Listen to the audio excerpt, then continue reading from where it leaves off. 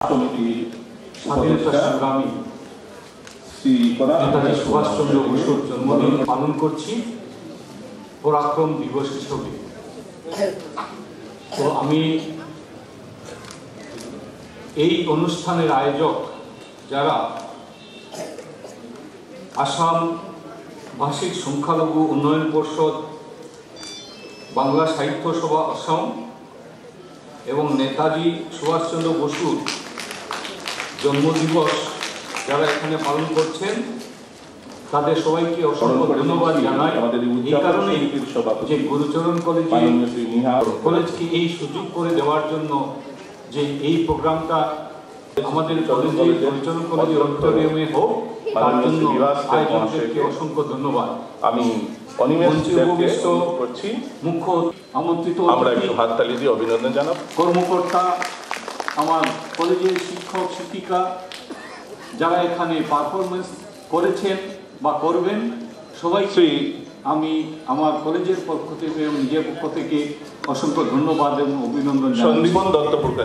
এই মাসটা ভীষণভাবে খুব ইম্পর্টেন্ট আমাদের কাছে, কেননা প্রথমে আমি আজকের যদিও ইংরেজি নববর্ষ শুরু হয়েছে সেই নববর্ষের শুভেচ্ছা অভিনন্দন জানাই।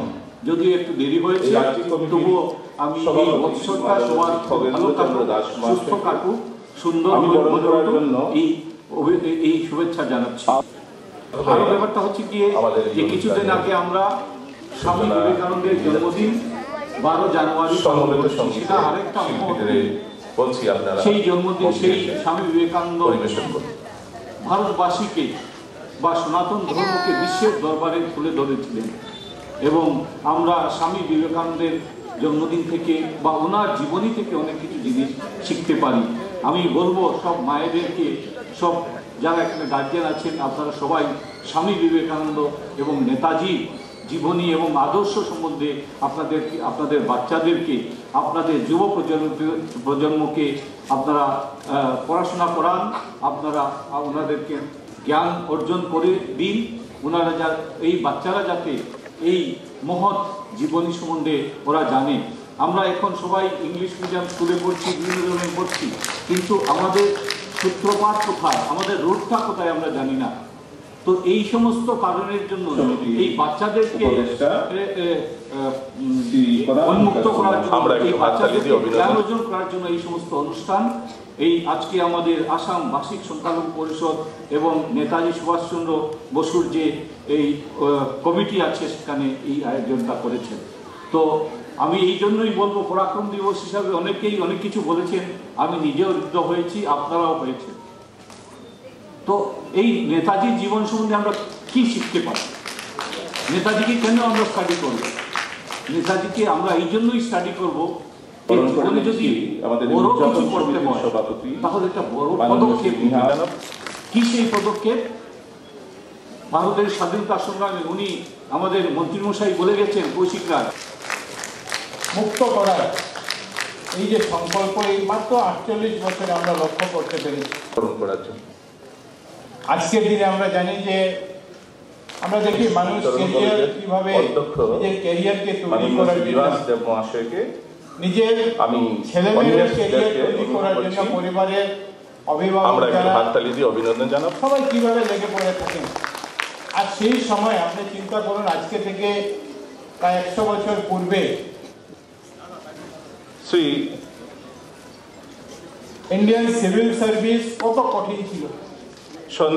সেই সিভিল সার্ভিসে উত্তীর্ণ হয়ে শুধু উত্তীর্ণ হয়নি, সেই সময় উনি 4র্থ স্থান অধিকার করেছিলেন। আর করার পরেও ব্রিটিশের চাকরি করবেন না বলে সেটাকে উনি প্রত্যাখ্যান করেছিলেন।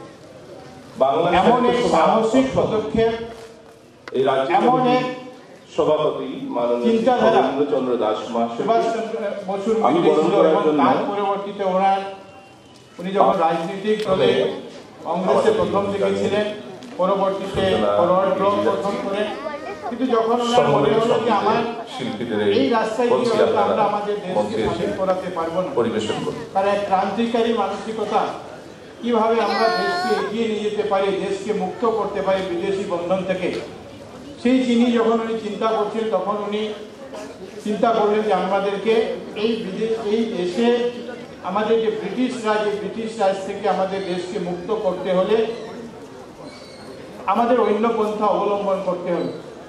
সেই সময়ে যে সীমিত ব্যবস্থা ছিল তার মধ্যে যখন সমস্ত পৃথিবীতে যখন বিশ্বযুদ্ধ শুরু হয়, দ্বিতীয় বিশ্বযুদ্ধ শুরু হয়, সেই বিশ্বযুদ্ধ যখন, আর সেই সময় কি ছিল, যারা ব্রিটিশের পৃথিবীর প্রায় সবকটি দেশ ব্রিটিশের অধীনে ছিল, ব্রিটিশ পরাধীনতায় সবাই ছিল, কিন্তু সেখান থেকে সেটাকে একটা চ্যালেঞ্জ নিয়ে, জীবনের ঝুঁকি নিয়ে উনি বিদেশ ভ্রমণ করতে শুরু করেন।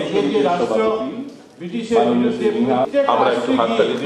তাদের সঙ্গে যোগাযোগ করা, তাদের সঙ্গে ব্রিটিশ সাম্রাজ্যের বিরুদ্ধে কিভাবে লড়াই করা যায় সেটার প্রচেষ্টা উনি শুরু করেন। আর আমরা জানি আজাদ হিন্দ ফৌজ গঠন করে ভারতবর্ষের প্রথম স্বাধীনতা কিভাবে হবে, ভারতবর্ষের স্বাধীনতাকে থেকে কিভাবে আমরা মুক্ত করতে, পরাধীন থেকে আমরা কিভাবে মুক্ত করতে পারবো সেটার প্রচেষ্ট করার যে কাজ, সেই কাজ উনি শুরু করেছিলেন।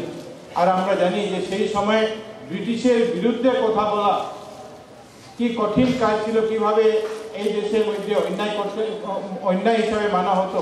সেখান থেকে উনি আজাদ হিন্দ ফৌজকে নিয়ে গিয়ে এমন এক জায়গাতে পৌঁছে দিয়েছিলেন যে ব্রিটিশ সাম্রাজ্য সেই সময় বুঝতে পেরেছিলেন যে সুভাষচন্দ্র বসুকে যদি আমরা রুখতে না পারি তা আমরা হয়তো ভারতবর্ষকে দীর্ঘদিন আমরা রাখতে পারবো না আমাদের কাছে। আজকে সেই মহান ব্যক্তির জন্মদিন এবং এই জন্মদিনে 129তম 128তম জন্মবার্ষিকী, আমি ওনার প্রতি আমার শ্রদ্ধা নিবেদন করছি। আর সবাই অনুরোধ করবো যে যেভাবে সুভাষচন্দ্র বসু মহাশয় বলেছিলেন আমাদেরকে, give me blood I will give you freedom, এই যে মানসিকতা ওনার ছিল যে ভারতবর্ষের মানুষকে আমরা এক করে আনতে পারি, ভারতবর্ষের মানুষকে জাতি ধর্ম বর্ণের ঊর্ধ্বে উঠে এনে আমরা এক মঞ্চে এনে আমরা আমাদের স্বাধীনতার জন্য লড়াই করতে পারি, সেই যে প্রেরণা উনি জুগিয়েছিলেন।